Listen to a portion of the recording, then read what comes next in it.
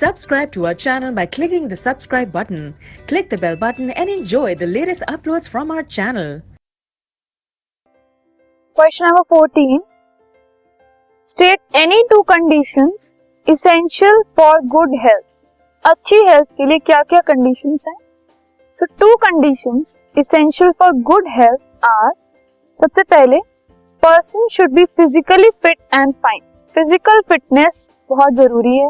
So अच्छी health के लिए जो पर्सन है उसका फिजिकली फिट एंड फाइन होना बहुत जरूरी है.